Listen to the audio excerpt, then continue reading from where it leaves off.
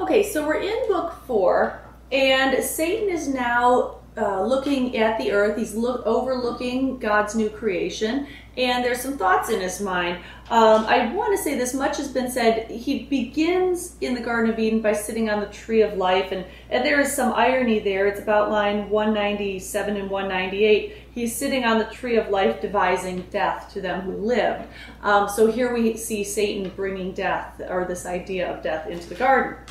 As Satan's observing this new creation, this is about line 358, 359. He says this, he says, "Oh hell, what do my eyes with grief behold? Into our room of bliss, and thus high advanced creatures of other mold, earthborn perhaps, not spirits, yet to heavenly spirits bright little inferior." So he's looking at Adam and Eve, and he's saying, they've taken our place. God has already created this creation now to fill what was to be our place in heaven, the fallen angels' place in heaven. So he recognizes them, though not quite for heavenly spirits.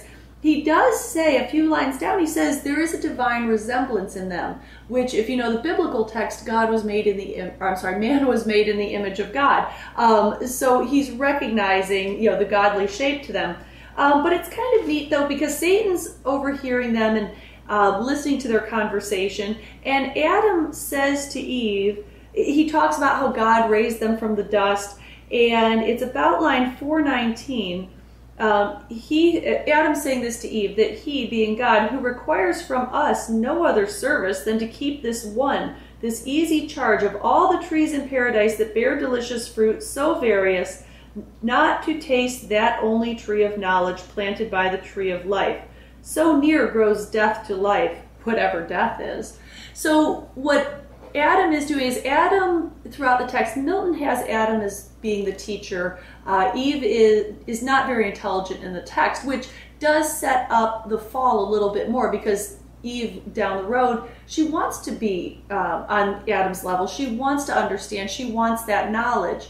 So here we see Adam is teaching Eve, and he's reminding Eve that, God only requires one thing, that we don't touch the fruit from the tree of the knowledge of good and evil. He says, because, if we touch of this, death is going to overtake us, whatever death is. So they have no concept of death at this point. And Adam and Eve's purpose is essentially just to tend to the garden. So Eve returns Adam's conversation, and she talks about the happy day when she awoke. And this is about lines 450 through about line 491.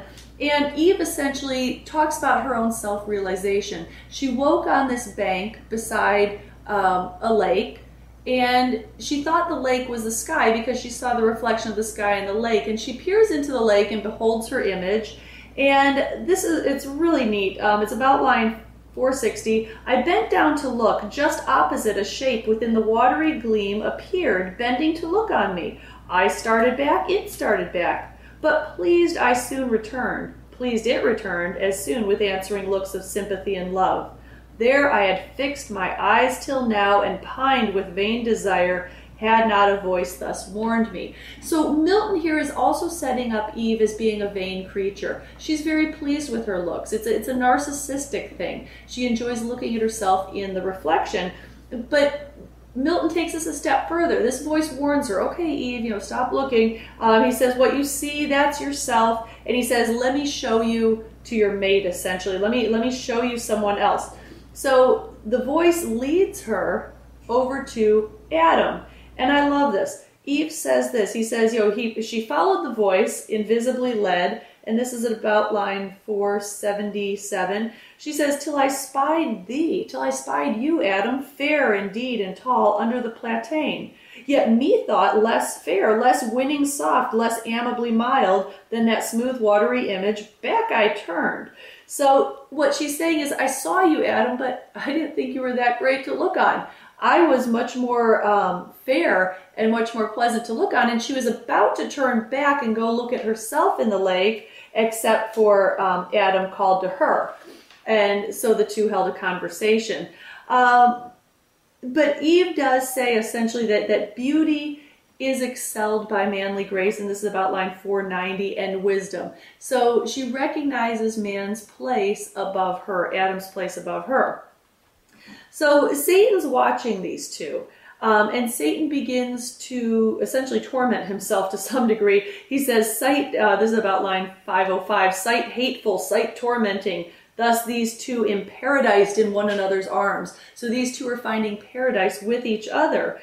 And he recognizes essentially that the key to their downfall. This is about line 513. He says, all is not theirs, it seems. One fatal tree there stands, of knowledge called. Forbidden them to taste, knowledge of forbidden, suspicious, reasonless. Why should their Lord envy them that? Can it be sin to know? Can it be death? Do they only stand by ignorance? Is that their happy state? So Satan's saying, okay, I recognize the key to their downfall is going to be in this tree of the knowledge of good and evil. But he says, what's the deal with this? How can knowledge be death? And he says, are they only standing in happiness because of their ignorance? Now, one of the things that I do like to point out is that how do we know goodness? How do we know what's good unless we know evil? How do we know light unless we know darkness? How do we know love unless we know hate? There are all those binaries that you can't fully know each component unto itself unless you know the other half or the other component. So essentially what happens is Satan desires to excite their minds. He wants to excite their minds toward knowledge. And we find that at about line 525. He says that he wants to essentially cause them to aspire to be equal with the gods. And so line 534, he's sort of saying silently to Adam and Eve, he's saying, live while you may, yet happy pair. Enjoy till I return, short pleasures, for long woes are to succeed.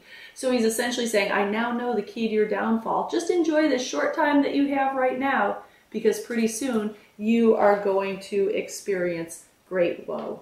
And that's Satan's initial observation of Adam and Eve in the garden.